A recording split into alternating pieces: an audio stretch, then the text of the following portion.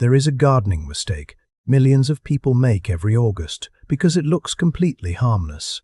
You walk through your garden. The flowers are fading. The stems are getting taller. Some leaves are turning brown. Seed heads are appearing.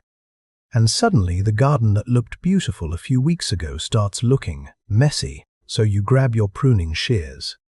You think it's time to clean everything up. You cut one plant, then another, and within an hour, your entire perennial border looks neat, tidy, and perfectly organized. It feels productive. It feels like good gardening, but here is the problem. For some plants, August is not the end of the growing season. It is preparation time. The plant may be storing energy underground. It may be developing next year's flower buds. It may be preparing for winter. It may be producing seeds that birds will depend on later.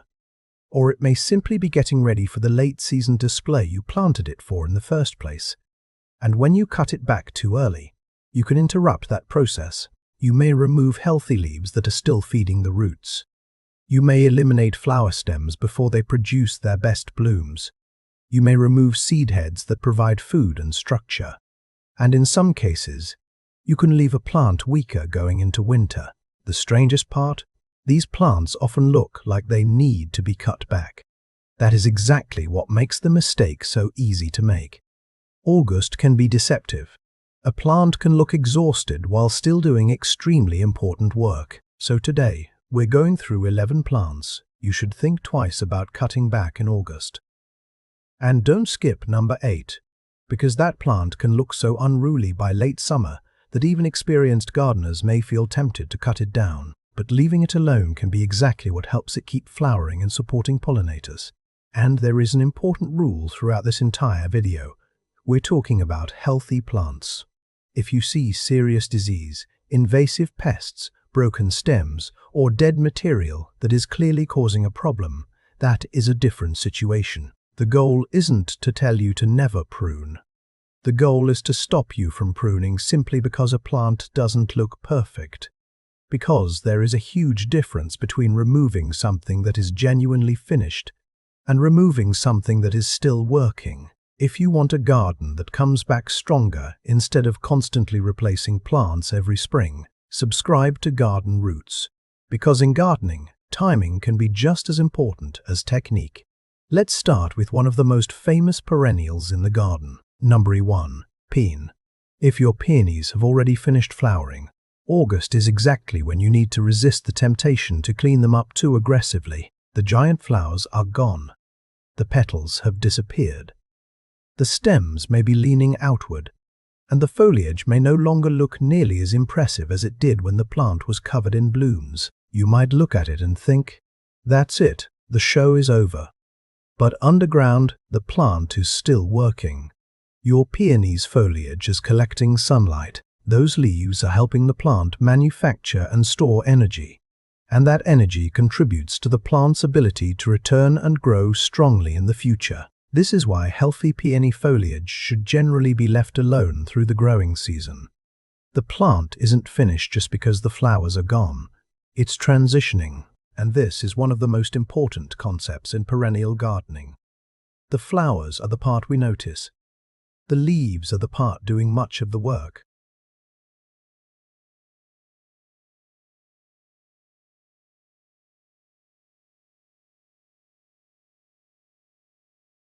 About it like a solar panel. You wouldn't cover a solar panel with a blanket and then complain that it isn't producing energy. Healthy green leaves are the plant's solar panels, so if your peony is green and healthy in August, don't automatically cut it to the ground. You can remove spent flowers. You can remove damaged stems. And if you see diseased foliage, that needs to be handled appropriately. But don't confuse healthy green foliage with useless old growth. Let it work. Let the plant collect energy. Let the roots prepare. Then, once the foliage has naturally died back later in the season, you can do the major cleanup at the appropriate time. There is another reason this matters. Peonies are long-lived plants. A mature peony can remain in the same location for many years. So your goal isn't to make the plant look perfect every month. Your goal is to keep the plant healthy for the next decade, and sometimes that means accepting a few weeks of less than perfect foliage. This is where gardeners often become too focused on appearance. We see something ugly and immediately want to remove it, but the garden doesn't operate according to our definition of pretty. A leaf can look boring and still be incredibly valuable. A stem can look old and still be supporting the plant. And a seed head can look finished while actually providing food for wildlife. Which brings us to our second plant. And this one causes a very similar mistake. Number 2. Iris. Iris is another perennial that can make gardeners reach for the shears after flowering. The flowers disappear, the leaves remain, and suddenly you have a clump of green foliage where those spectacular flowers used to be. Many gardeners think, why keep all these leaves if there aren't any flowers? Because those leaves are still working. Iris foliage helps the plant replenish energy in its rhizomes, and those rhizomes are extremely important. They're the underground structures from which future growth develops. So if the leaves are still green and healthy, don't give the entire plant a severe August haircut just because flowering has ended. You can absolutely clean things up. Remove spent flower stalks. Remove leaves that are clearly diseased or badly damaged. Remove dead material, but don't turn a healthy iris into a handful of bare stubs simply because you want the garden to look tidier. There is an important difference between grooming a plant and removing its ability to continue feeding itself. And here's something else to watch. If you've noticed that your iris flowers have become weaker over the years, don't assume that more aggressive pruning is the answer. Iris can have several different causes for poor flowering, including overcrowding, poor light, inappropriate planting depth, disease, or other growing conditions. The answer isn't automatically cut everything shorter. Sometimes the better answer is to understand what the plant needs. And that's a gardening habit worth developing. Instead of asking, how do I make this plant look neat? Ask, what is this plant doing right now? That single question can prevent a surprising number of gardening mistakes. And the third plant? This one creates a completely different problem, because by August, it can look so messy that people assume something has gone wrong. Number 3. Coneflower. Coneflower, especially purple coneflower, is one of those plants that can make a perfectly organized garden look wild by late summer. The petals start fading. The flower centers become darker. Some stems become tall. Some flowers begin turning into seed heads. And suddenly, that neat summer border looks like it has been abandoned.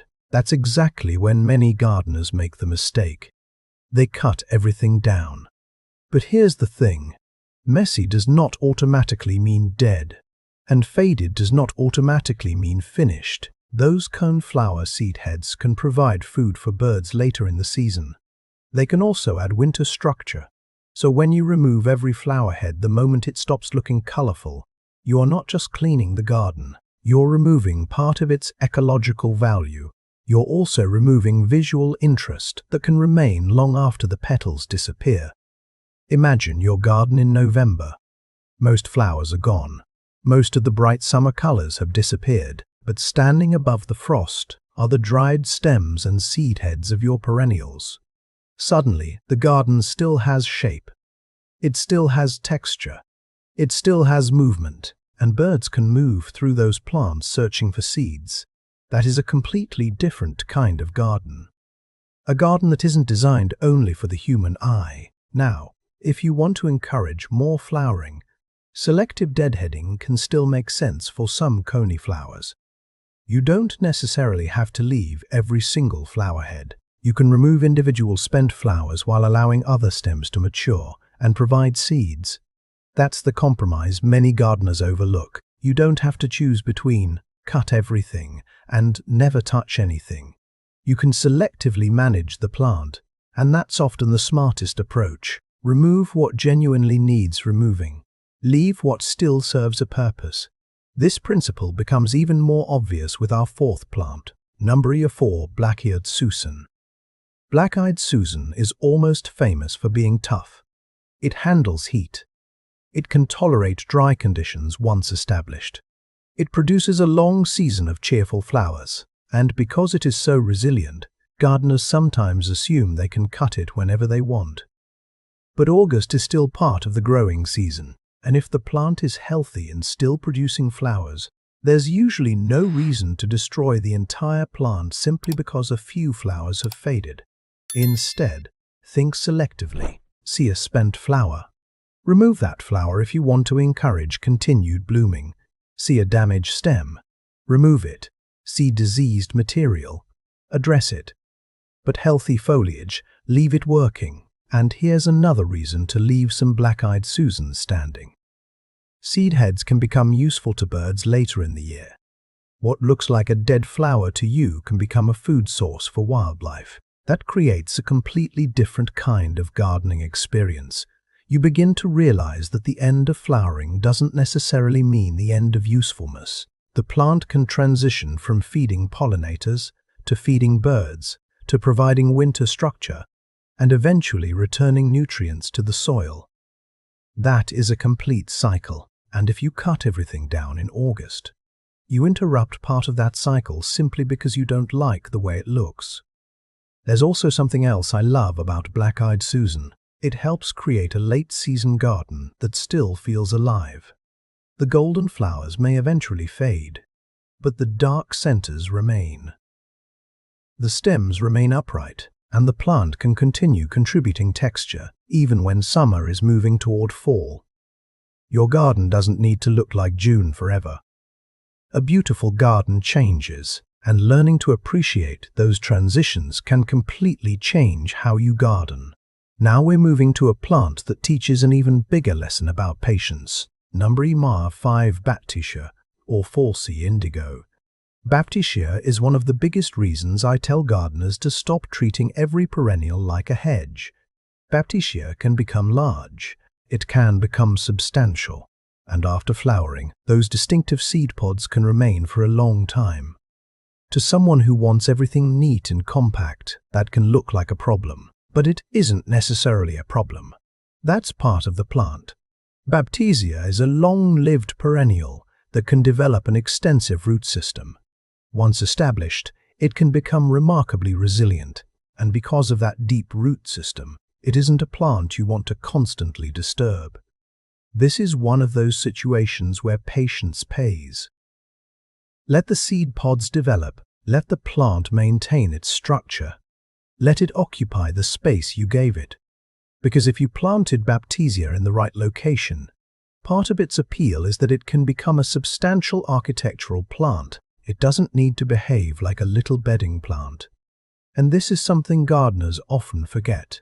When a perennial gets bigger than expected, the first reaction is, how do I make it smaller? Sometimes the better question is, did I give it enough room? Planting is a long-term decision. Pruning is often a short-term reaction.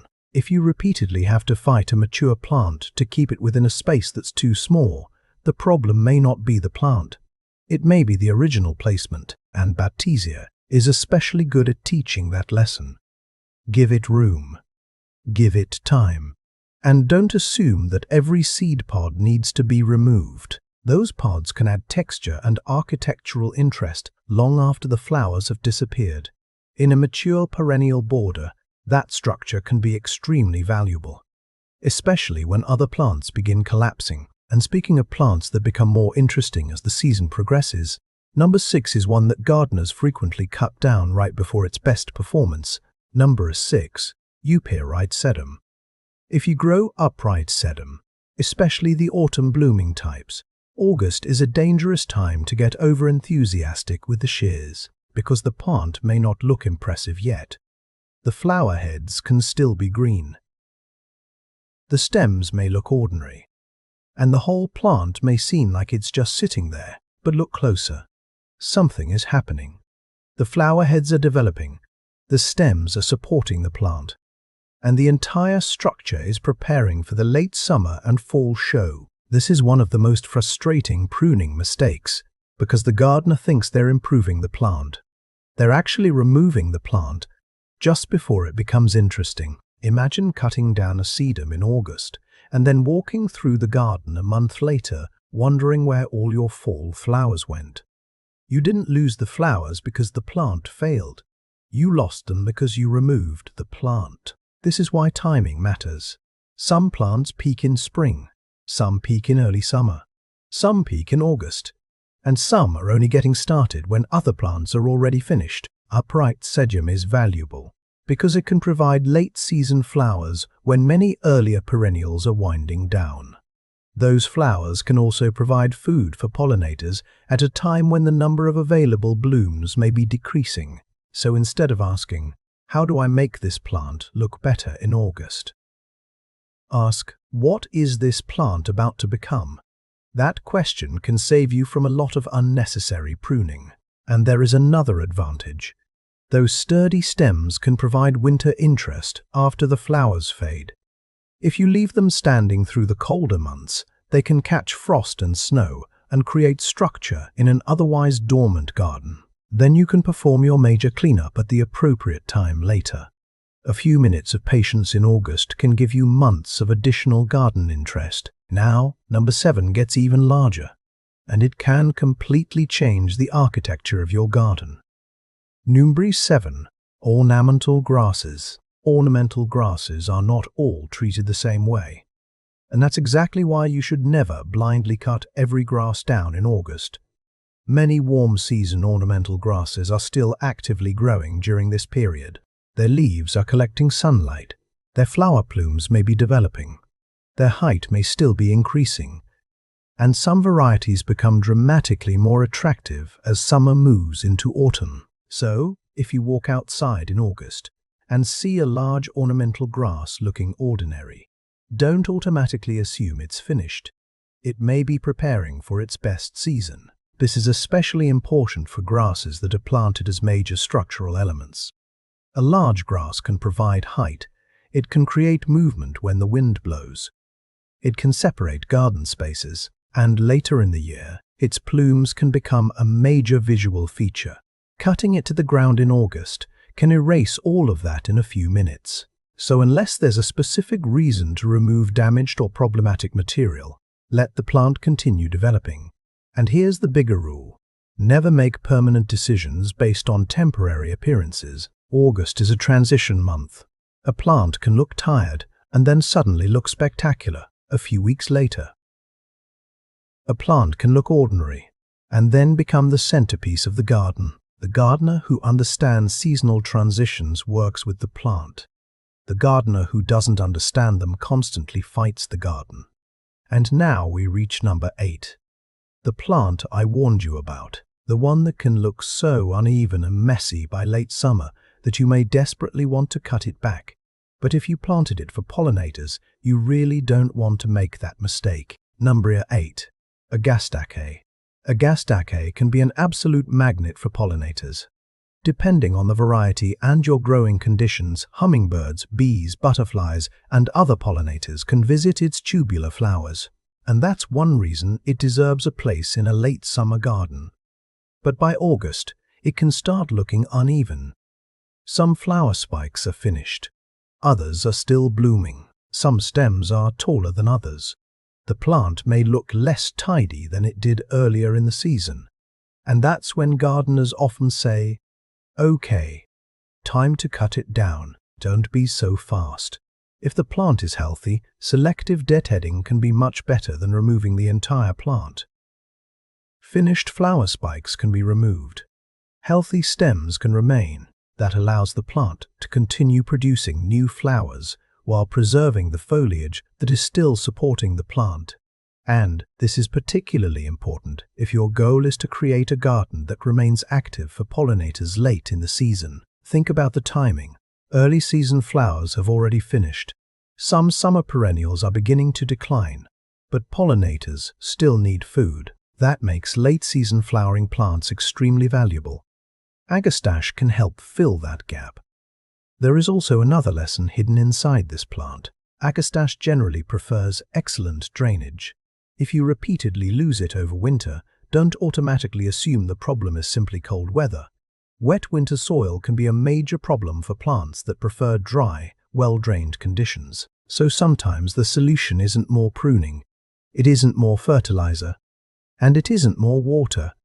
It's putting the plant in the right place: full sun, good drainage, appropriate watering, and enough space.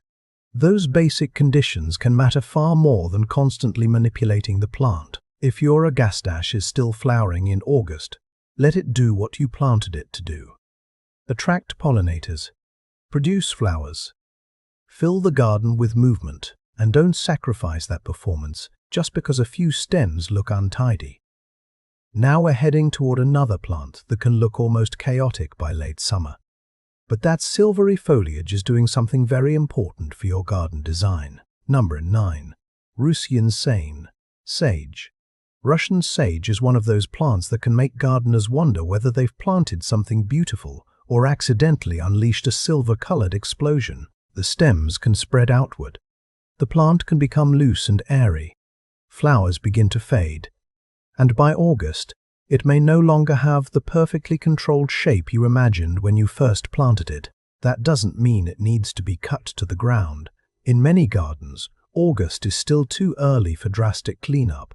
Instead, you can remove individual spent flower stems when necessary. You can remove obviously damaged material, and you can allow the healthy structure to remain. Because Russian sage provides something that becomes increasingly valuable as summer progresses: silvery foliage. Think about your garden in midsummer. Everything can begin looking green.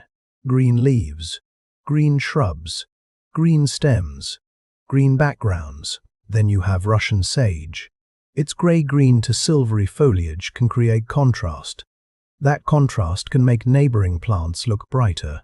And when the intense summer colors begin to fade, that cooler texture can help the garden continue looking interesting. If you cut the plant down simply because it has become a little loose, you may remove one of the most valuable textures in the border. This is another example of the difference between gardening for a photograph and gardening for an entire season. A garden doesn't have to be perfectly shaped from every angle. It needs to evolve. And if you allow plants to occupy their natural seasonal form, your garden can often become much more interesting. Save major pruning for the appropriate season. For now, focus on removing what is genuinely dead, damaged, or diseased, and let the rest continue doing its job. Now, number 10 is especially interesting because it has a completely different seasonal rhythm from many of the plants we've talked about. Number 10, Hellebore. Hellebores can be confusing because their seasonal schedule doesn't match what many gardeners expect. They are famous for flowering early. That means by the time summer arrives, the flowers are long gone. The plant may simply look like a mound of foliage. And because the flowers have disappeared months ago, some gardeners assume that the plant should have been cut back already. But healthy Hellebore foliage can remain useful for much of the growing season. Depending on the species, variety, and climate, the foliage can provide attractive ground-level structure long after flowering. So in August, don't automatically shear healthy Hellebore foliage simply because it isn't flowering. Look at the plant. Is the foliage healthy? Is it providing useful ground cover? Is it damaged? Is it diseased? Those questions matter. If the leaves are healthy, there is generally no reason to remove them simply for the sake of tidiness. Instead, major cleanup is often better timed closer to the period when new growth is emerging, depending on the type of Hellebore and your climate. And this plant teaches another important lesson. Not every plant has to entertain you with flowers all summer. Some plants have a very specific moment when they become the star. Hellebores can be incredibly valuable when the rest of the garden is barely awake. They bring flowers during a period when many other perennials are still dormant. Then they transition into foliage.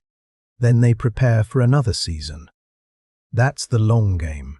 And gardening becomes much easier when you stop expecting every plant to perform every month. Let each plant have its season.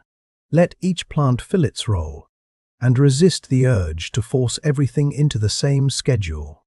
Now we've reached number 11, And this final plant contains one of the most important distinctions in the entire video. Because there is a huge difference between removing spent flowers and removing healthy foliage. Number 11. Daylily.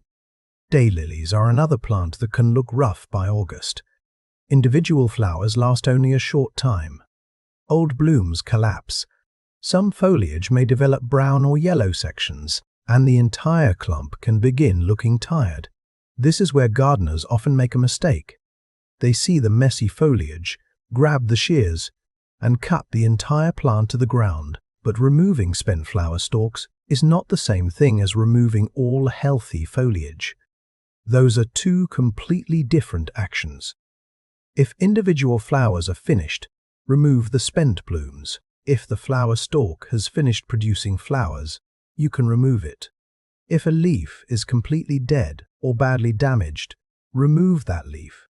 But if you have healthy green foliage, don't automatically treat it like garbage. Those leaves are still producing energy. They're still contributing to the plant, and that's important for future growth. Think back to the peony we discussed at the beginning. The same principle applies. Healthy green leaves are not simply decoration. They're part of the plant's energy-producing system. So when you look at a daylily in August, don't ask, "Does this look perfect?" Ask, "Which parts are actually finished?" That's a much better pruning question. If half the foliage is healthy and half is dead, you don't need to destroy the entire plant. Remove the dead material. Leave the healthy material. If a flower stalk is finished, remove the flower stalk. Don't automatically remove everything. Selective pruning is often better than the gardening equivalent of a buzz cut. And if your daylilies are looking particularly poor every year, look beyond pruning. Consider sunlight, watering, soil conditions, crowding, plant health, and whether the variety is suited to your conditions. Pruning is only one piece of the puzzle. It isn't a cure for every gardening problem, and now you've reached all 11. But before you pick up your shears, there is something much more important I want you to remember, because the biggest lesson here isn't actually about any individual plant. The biggest August pruning mistake. The most dangerous gardening habit is not pruning. It's pruning without knowing why. A garden is not a collection of objects that need to be constantly cleaned. It is a living system. Leaves collect energy. Roots store resources. Stems provide structure. Flowers feed pollinators. Seed heads can feed birds. Old growth can provide winter structure, and different plants follow completely different seasonal schedules. That means the question should never simply be, does this plant look messy? The better question is this plant finished? Those two questions sound similar, but they're completely different. A plant can look messy and still be working. A plant can look brown and still be providing habitat. A plant can have no flowers and still be preparing for next year's growth. And a plant can look absolutely terrible in August, only to become one of the stars of the garden in September or October. That's why August can be such a dangerous month for over-pruning. You're standing between seasons. Spring is long gone. Summer is beginning to fade. Fall hasn't fully arrived, and plants are changing rapidly. Some are storing energy. Some are producing seeds. Some are preparing for late-season flowers. Some are preparing for dormancy, and some are simply waiting for cooler weather. So before you make a major cut, slow down. Walk through your garden. Look closely. Don't just see a messy plant. Study it. Is the foliage green? Is it still flowering? Are buds developing? Are seed heads forming? Are pollinators visiting? Is the plant healthy? Could those stems provide winter structure? Could the foliage still be feeding the roots? Those questions take seconds to ask, but they can prevent months of regret. The 3S Kend pruning chest. Here's a simple rule you can use every time you're tempted to cut something in August. Before you make the first cut, ask 3 questions. Number 1. Is it healthy? If the foliage is healthy and green, be cautious about removing it. Number 2. Is it still doing something? Is it flowering? producing seeds, feeding pollinators, collecting energy, providing structure? If the answer is yes, think twice. And number 3, does this plant normally need to be cut now? Don't assume every perennial follows the same schedule. One plant may want spring cleanup, another may want late fall cleanup. Another may look better if you leave it standing through winter, and another may need selective pruning throughout the season. The label on the plant can tell you what it is, but learning its seasonal rhythm tells you how to care for it. What? You can still cut in August. Now, I don't want you walking away from this video thinking you should never touch your garden in August. That's not the message. There are plenty of things you can remove: dead flowers, broken stems, seriously damaged growth, diseased leaves when appropriate, invasive or problematic growth, and spent flower stalks where removing them encourages continued flowering or improves the appearance of the plant. The key is being selective. Don't turn selective maintenance into a complete haircut. Instead of cutting an entire plant because 3 stems look ugly, cut the 3 stems. Instead of removing an entire clump because a few leaves are brown, remove the brown leaves. Instead of destroying every seed head, consider leaving some. Instead of asking, "How can I make this entire garden perfectly clean?" ask what actually needs attention. That shift in thinking can make gardening easier, and it can make your garden more alive. Why a little mess can be a good thing. There is another reason I want you to rethink the idea of a perfectly clean August garden. Wildlife doesn't care whether your garden looks tidy. Birds care about food. Bees care about flowers. Butterflies care about nectar plants. Small insects care about shelter. And many of those resources exist in the very parts of the plant that gardeners are tempted to remove: seed heads, dry stems, faded flowers, dense foliage. So when you leave some plants standing, you're not necessarily being lazy. You may actually be creating habitat, and this is one of the biggest changes happening in modern gardening. People are beginning to realize that a beautiful garden doesn't have to be sterile. It can be productive. It can support wildlife. It can change through the seasons. It can have areas that are neat and areas that are intentionally wild. The goal isn't chaos. The goal is balance. You can have beautiful paths, defined borders, well-maintained beds, and still leave some plants standing for birds and pollinators. That is often a better garden than one where every stem is cut the moment it becomes slightly unattractive. The August Garden Walk. So here's what I want you to do this week. Don't take your shears out first. Take a walk first. Walk slowly through the garden. Start with your perennials. Look at the leaves. Look at the flower heads. Look at the stems. Look at the insects. Look at the birds. And notice what's actually happening. You may discover that the plant you thought was finished isn't finished at all. Your peony may still be collecting energy. Your iris may still be feeding its rhizomes. Your coneflower may be developing valuable seed heads. Your black-eyed Susan may still be flowering. Your Baptisia may be developing beautiful seed pods. Your Sedum may be preparing for its fall display. Your ornamental grass may be building its structure. Your Agastache may still be feeding hummingbirds and bees. Your Russian sage may be providing valuable late-season texture. Your Hellebore may simply be waiting for its next seasonal cycle. And your Daylily may still have healthy foliage doing important work. That's a completely different way of looking at the garden. Instead of seeing unfinished chores, you start seeing processes, and once you see those processes, you become much less likely to interfere with them. The 11 plants, more time. Let's quickly go through the list one more time. Number 1, Peony. Don't cut healthy foliage back simply because flowering is finished. Number 2, Iris. Remove spent flower stalks and unhealthy leaves, but allow healthy foliage to continue supporting the rhizomes. Number 3, Coneflower.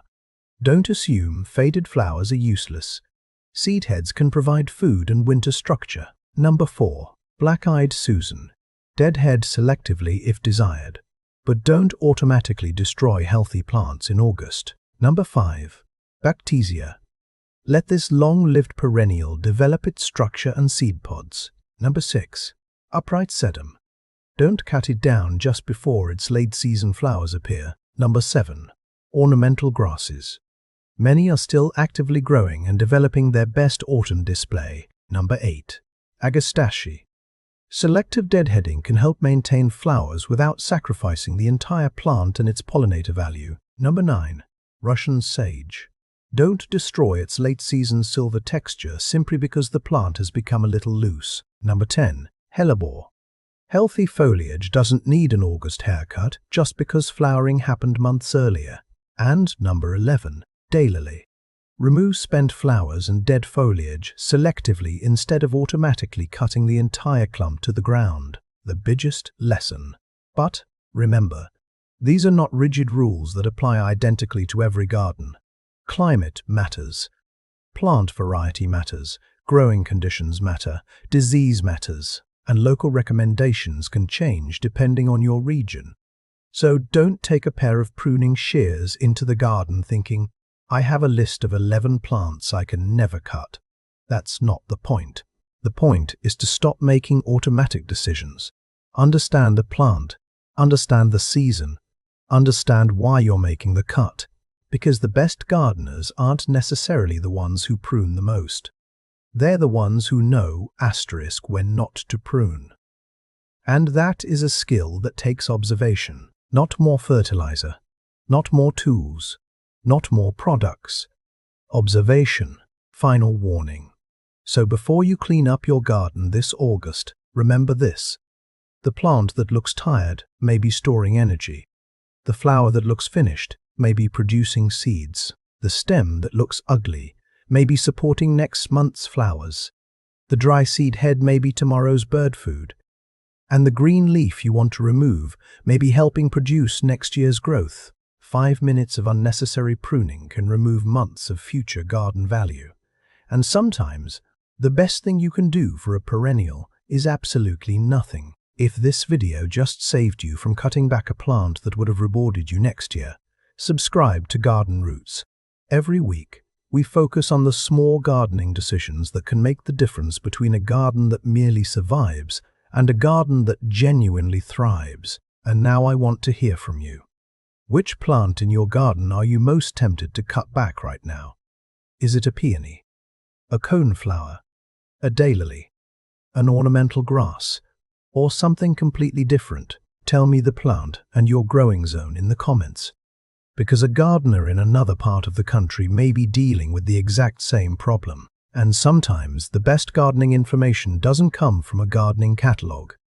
It comes from another gardener who already made the mistake and learned from it. So share your experience below. You might save someone else's garden. And if you want to know what you should be doing in late summer instead of cutting the wrong plants, watch the next video, because knowing which plants to leave alone is only half the battle. The other half is knowing exactly what your garden needs before fall arrives. And that timing can make a huge difference when spring comes back around. Subscribe to Garden Roots, and I'll see you in the next garden.